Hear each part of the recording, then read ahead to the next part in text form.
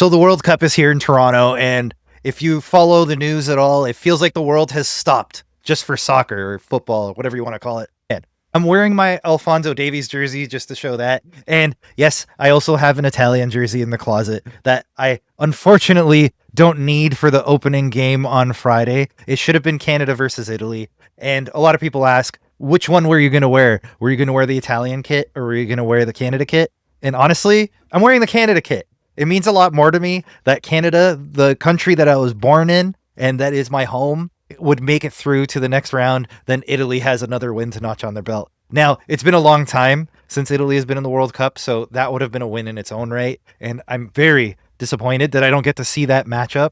It's 14 minutes from my home to be able to see the Azzurri, the team that I grew up watching, the team that I've seen win World Cups and Euro Championships, and I've wanted to see in person and to be able to see them at my home arena, the one that I'm at every week for Toronto FC games. It would have been a dream come true. Now, there's some other things in the way there. The tickets for the World Cup, absolutely untouchable. Just to get into the building, you're looking at $3,000 to $4,000. So I'm obviously not going to be going to any Canada games here in Canada, which is a huge disappointment. Now, I've been to many, and I'll continue to go to more post-World Cup. I think just the labeling World Cup has been enough to make the tickets so expensive as you're getting a lot of the outsiders that just want to be seen at the game, coming and spending money on the game and shutting people like me who've been supporting this club well before it was popular to do so. Back when you could get tickets for 15 to 20 bucks. We're getting shut out for people who are more than happy to throw $5,000 to leave to beat traffic before the end of the game.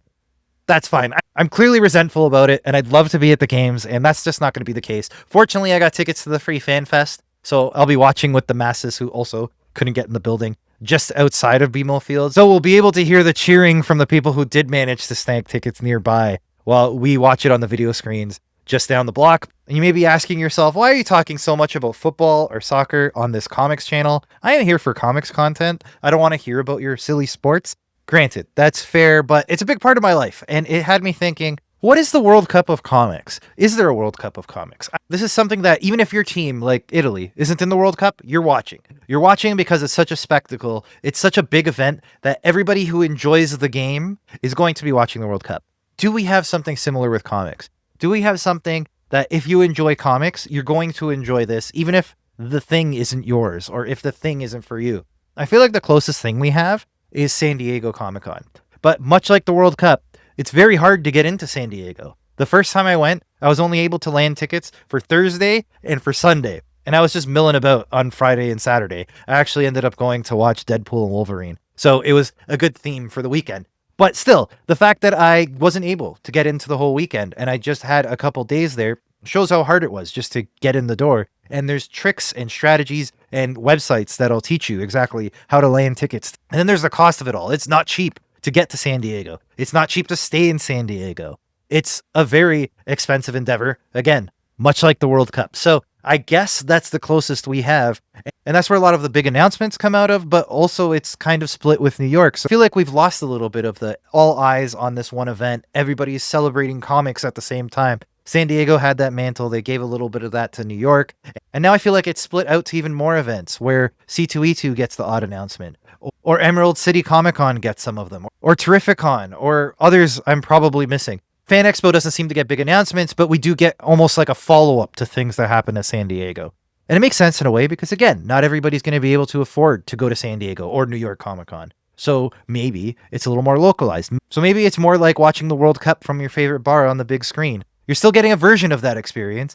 You're getting all the people in the bar, having a communal experience, sharing the same excitement for what you're witnessing on screen, even though you may not be in the building where it's happening. So I think for comics, having these communal events, not just in terms of the stories that are told in the comics, but the communal experience around them is very important. So San Diego and New York seem to be the two big ones. And I hope that comics don't continue to get pushed out of these big events like they have with gaming and trading cards and all the other things that are happening at these conventions. I think those are great. I think fandom is fandom and we should all have a place. We're all geeks at the end of the day, and being in the same place and enjoying them is important. But I hope comics, which is the whole point of Comic-Con, continues to be the focus of these Comic-Cons. And I'm hoping, unlike the World Cup, they continue to focus on what's important to all these events, and it's the fans. The fans and the people that attend these things are what give it the atmosphere and what make it what it is, whether you're talking about soccer or you're talking about comics and conventions.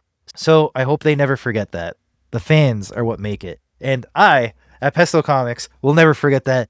So I want to thank you for being here and indulging me while I talk about soccer and all that. I'm excited. It's the World Cup. I'm a little bit resentful that I don't get to go to the games. And somebody will be sitting in my seats, the seats that I'm in every week for Toronto FC. And now someone else who paid $5,000 for those seats will be sitting there instead.